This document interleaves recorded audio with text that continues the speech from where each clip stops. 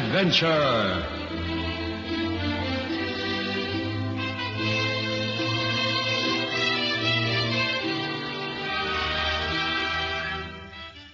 Tonight's story by Dorothy Bennett is entitled On the Roof of the World.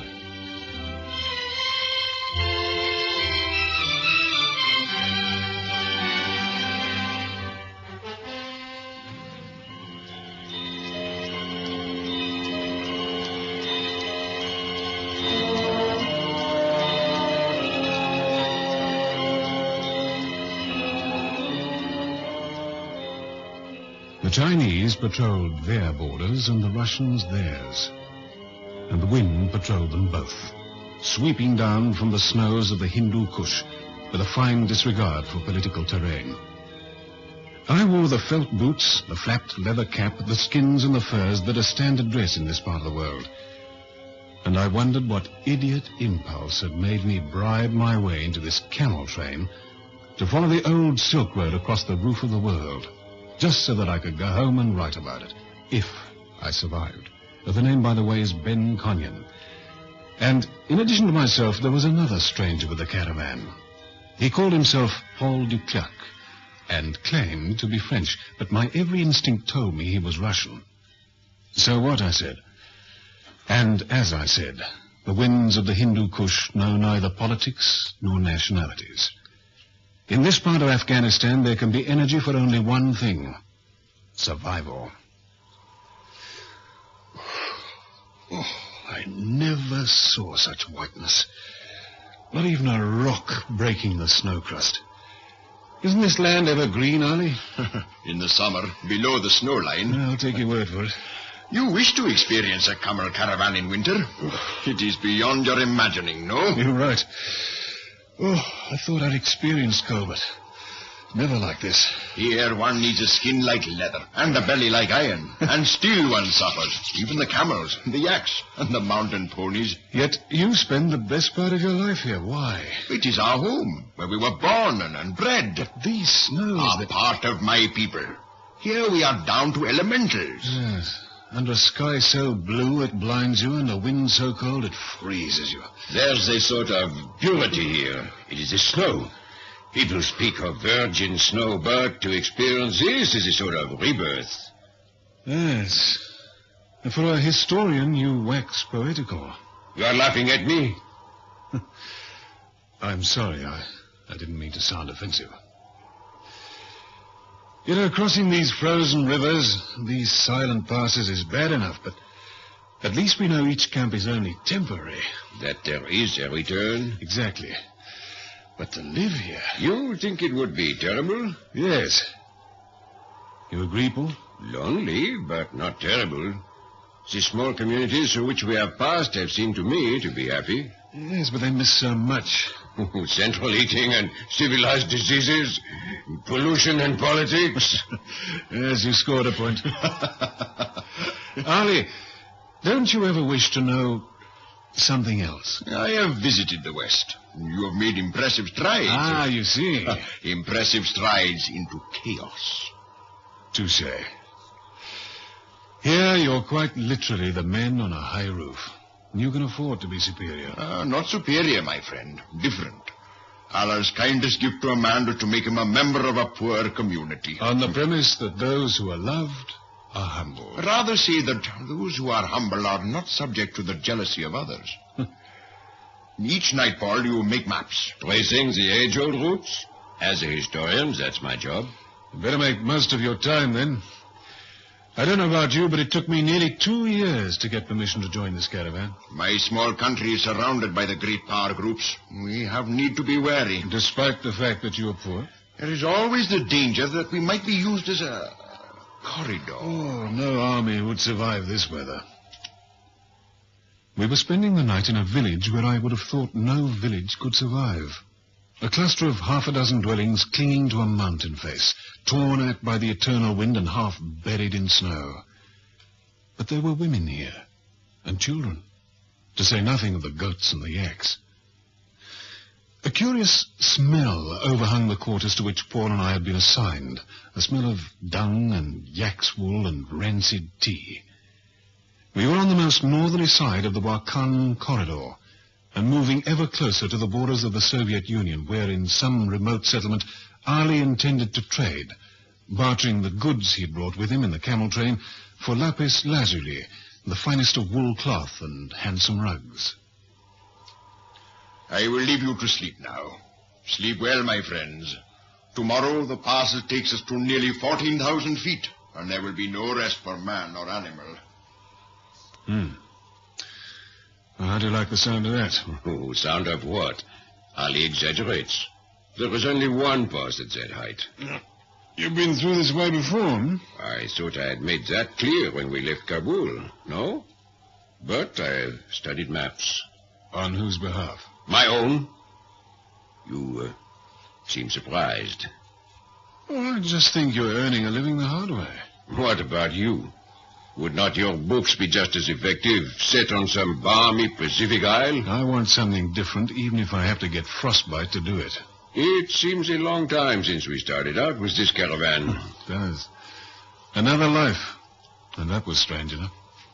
Ben, had you considered waiting here and picking up the caravan on its return journey?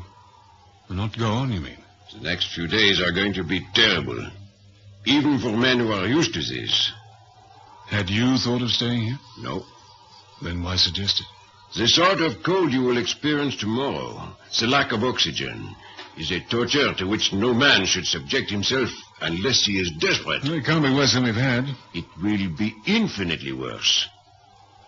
Are you desperate, Paul? I need to complete my maps. And I don't want to buckle in at the knees now. Thanks for the warning anyway. Good night. Bonne nuit, my friend. Is he asleep? Yes. It took a long time. That's why I'm late. Get inside the brazier. Warm yourself. It is no time for a man to be creeping from one shelter to another. I am not cold except with fear. If the fates are willing for the venture to succeed, it will succeed. The fates are not likely to take compassion on a man who has not made proper plans. We have done our part. It is for them to do theirs now, at their end. It is over a year since we were able to communicate, and then only through a third medium. All the better. Where there is no constant intrigue, there is no suspicion. The past worries me. Others have survived it. Until we are back at this point in our return journey, I shall not feel successful, however well it goes at the border. The important thing to hurry without giving the appearance of speed. You are sure your men are to be trusted? How many times have you asked me that, Paul? No one will talk. They don't know yet. Not yet. When will you tell them? After we have climbed the pass, perhaps. Perhaps never. You may need their help. They take their leadership from me. If I twist the truth a little in the name of mercy, they twist it with me. In the name of mercy or expediency? You must not doubt me now, Paul. How many of us journey onwards? 6. And the 4 baggage camels. Are you counting the Englishman? I understood that you did not wish him to come, that you were going to dissuade him. He is determined to accompany us. Then let him. It won't matter. We know nothing of him. He would not have been allowed to join my caravan had he not been vouched for. But we know nothing of him as a man, an individual. You are afraid of his politics? I do not know them. After all these weeks? I only know what he says. He could be a first-class actor. An actor who watches you. That could be the case, could it not? If he had wanted you, Paul, he would have hardly crossed the Hindu Kush to get you when he could have destroyed you in Kabul. Ali, you mentioned that a poor country is less liable to pressure than a rich one. That applies to men, too. You mean that a man with a poor brain is left undisturbed? Is he not? Like a cabbage, until he's cut off. But a man without a brain is as barren as a desert. And as uncaring. Men have strange fancies at altitude, and we are already high up. It will go well at the border. The day after tomorrow. Yes, the day after tomorrow. And when your cameliers see a woman has joined the caravan, what then?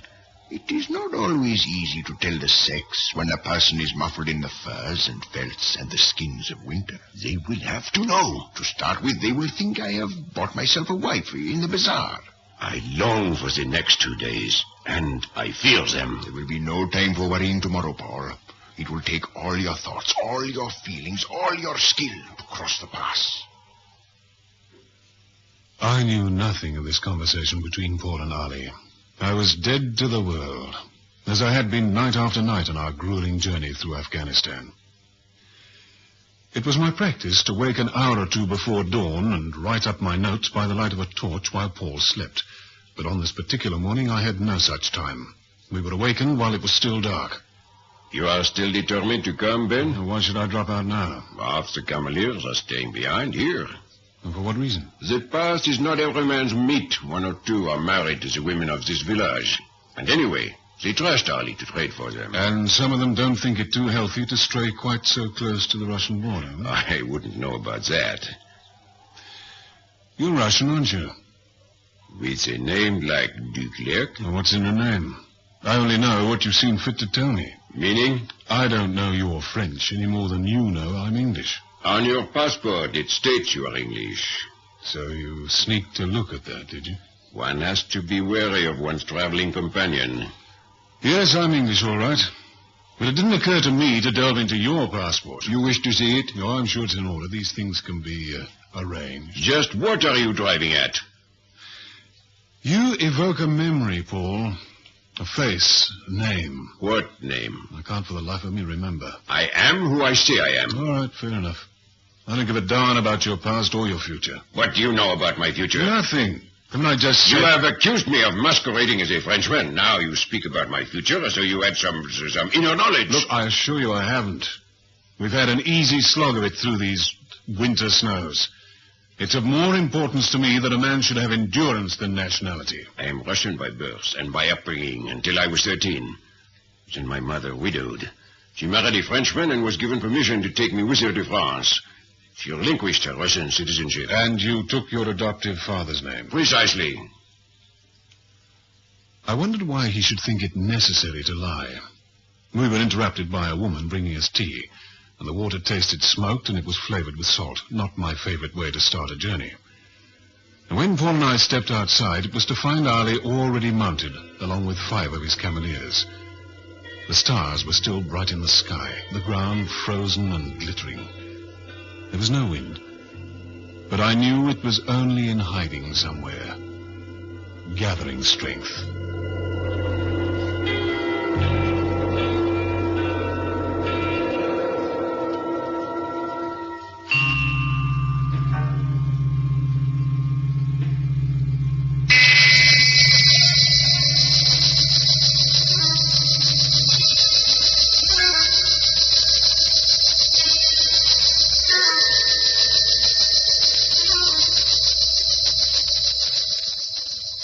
All day the sky remained overcast, and this added to our misery. I thought Paul had forgotten our pre-dawn conversation and his suspicions of my sincerity. I still groped to find out why his face evoked a memory, and I drew a blank. After a time, a man had no room for thought. The elements took possession of us all. Then we came to a bridge slung across a gorge, and I thought we'd come to journey's end. I rested with the others in the lee of an overhang while Paul and Ali went forward to inspect it. The wind gathered strength somewhere in the upper reaches of that gorge and rushed down with the speed of an express train, swaying the bridge, clawing at it. You should wait before crossing. You yourself said we must hurry. The wind is no respecter of time. Is it impossible to cross now? It's not impossible, but dangerous. We must cross. My men will not expect me to give the word until the wind drops a little. Crossing now may be dangerous, but to delay near the border will be worse. Perhaps. The bridge itself is safe, is it not? It is strong, yes. So the only fear is that the wind may sweep a man from it. Only a fool does not recognize danger. Ali, cross! If we do not appear on time, the whole of this journey may have been for nothing. Oh, very well. Ali, wait. Yes? He is suspicious. And Conyon? He would have spoken before now. Would he? Would he not think it better to take us both at the border? He has no legal rights here. But if he is what I think... An agent? I think you are wrong. I cannot take that chance.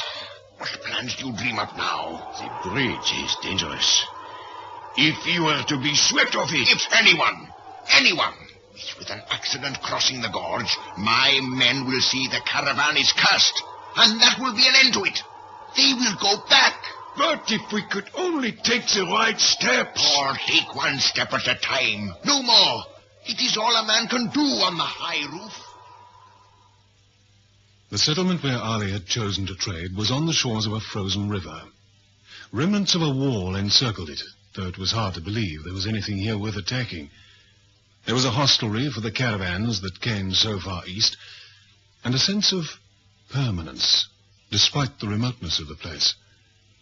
It was dark when we wound our way through the streets, and braziers glowed red with fire, while across the river, white lights stabbed every now and again at the icy sky. What are those lights? The lights are in Russia. They man their borders night and day. But even here? As you say. I shouldn't have thought there was much here to watch. Some of the precious stones that are traded in this town are mined just across the border. The Russians don't like that. I suppose there's a severe penalty for smuggling. With the aid of nature, yes. I think you'd better explain that. If the Russians catch just such a smuggler, they release him in winter and beyond the town. But a man would die of exposure. Precisely, Ben Conyon. But surely the Russians have no jurisdiction here? Not legally, no. But their spies are everywhere. And don't the townspeople help men treated that way? Many try, or should say, have tried. Now it is better not to know. Helping such men triggered off accidents. Shooting accidents? Yes, for which our neighbors would apologize after the men were dead. Well, what about your government? Here you are a long way from Kabul. Do you suppose there are any Russians in the place tonight? I hope not. You said that fervently enough. I am not always compatible with Russians. And what about Paul? Paul is different. Only part Russian. And we met many years ago when he visited Kabul.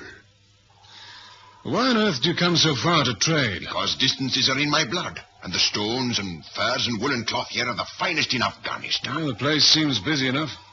2 caravans came in ahead of us, and both larger than mine. I thought I saw some Chinese. It is probable. Russia, China, Pakistan, the borders are all around us. It is an international town. With the Soviet floodlighting the border, who's fooling who, Ali? Ali's face darkened. He bade me an abrupt good night, not at all his usual courteous self. I found myself in a corner of the hostelry, amid the snoring cameleers. And though I couldn't see them, for there were no windows in the place, I was conscious of those Russian searchlights eternally stabbing, probing.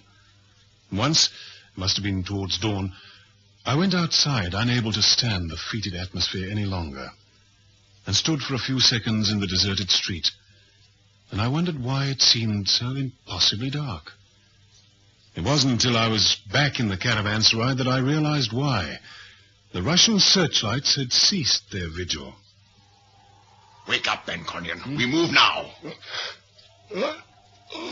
Now? It's not even light. And what about your trading? My trading is finished. And Paul? Paul already awaits with the others. Why the change of plans? It was necessary. Oh, for heaven's sake, we're not even rested. Your camel is laden already. It is time to make the return journey. Well, count me out. You cannot join any other caravan. It is not permitted. Now, look. Must I put you to action like my other cavaliers? You're getting tough all of a sudden, aren't you, Ali? Come! Ali yanked me unceremoniously to my feet, held out the thick felt boots, which I'd only just discarded, and I thrust my feet into them. I was angry and I was tired. The thought of the return journey was a joyless one. He pulled me outside, and now the street, far from being quiet, was full of shouting, and I could hear Paul's voice. You are wrong, I tell you, wrong. I came with the caravan from Kabul. And the woman? What is this about a woman? If I come here to seek a wife, whose business is it but mine? We have reason to think the people that in this town have neither thought nor reason. If my wives at home cannot give me sons, why should I not seek one who can? you move out early. To reach the pass before dark. A woman cannot travel fast. Move! Move! Wait. You want a man. Take this man. Ali, for Pete's sake. He picked up my caravan less than 5 miles north, and he carries the jewels from across the border. You lying son of Genghis Khan! Search him. He lies in English and has the mind of a serpent, and he mines in Russian territory. I can disprove that. Search him. Ali. Leave him to them, Paul. He's no business of ours, and my wife grows cold with waiting. If you had not been so insistent on buying a wife here, we might not be in this trouble now. The fairest women in Afghanistan come from this corner of the earth, and she was promised to me when she was a child. I could hear their voices under the cold stars like voices in a dream. The reality was 3 men bearing down on me, tearing at my clothing, ripping my pockets, and finding a great handful of uncut gems that must have been worth a king's ransom, and not one of which I'd seen before. And I remembered how Ali had yanked me to my feet, crowded me. He must have planted them on me then. The camel train moved off, and I was left with the Russian agents, half naked, or so it felt, and chattering with the cold.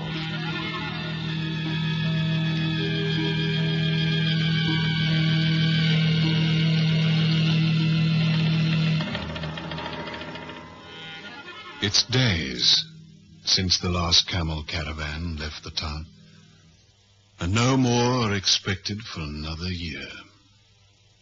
Soon it'll be my turn to be thrown beyond the walls, but I shall be alone and on foot, and no one makes a move to help. And why should they? It's better not to know about men like me. Paul was right. I should have kept to some balmy Pacific isle. Paul.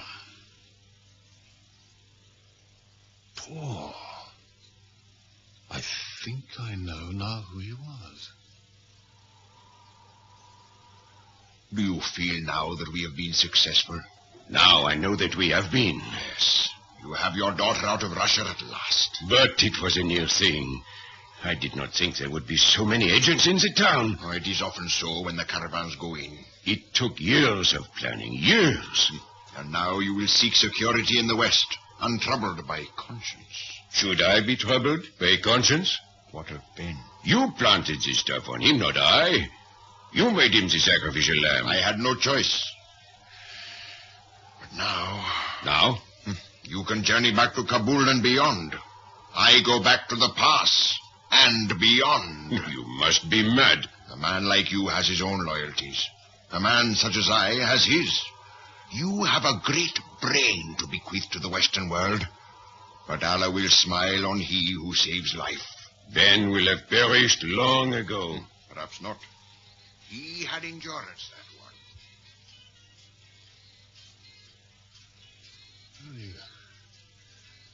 You took your time, Ali. I knew they would not fling you out until the last of the cameliers had gone. Well, if you think I have the strength to ride across the roof of the world... You have the strength, Ben Conyon. I'd like to see spring in the Hindu Kush. You probably will. You fixed me proper, Ali. Signed my death warrant. Why? For the sake of Paul and his daughter. Russians, both. You were right about that. I remember. His work on disease that could revolutionize the medical world. He tried to impart his knowledge to the West. He escaped, and they held his daughter hostage.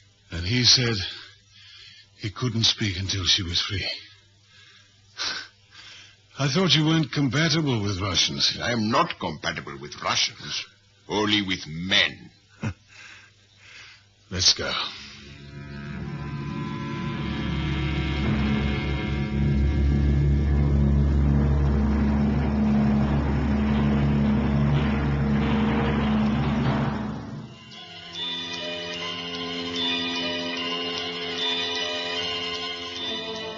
I was a wreck when Ali picked me up. And if all that was high adventure, I thought it was for the birds. I often wondered why he'd come back for me, tough leader of men that he was. But it was weeks before I asked him. And by then, the high passes were behind us. What on earth made you come back for me, Arlie? Merely to avenge the insult you hurled at me? Insult? You called me a lying son of Genghis Khan. Oh. It angered me. I wanted you to eat those words, to become beholden to me, as you are.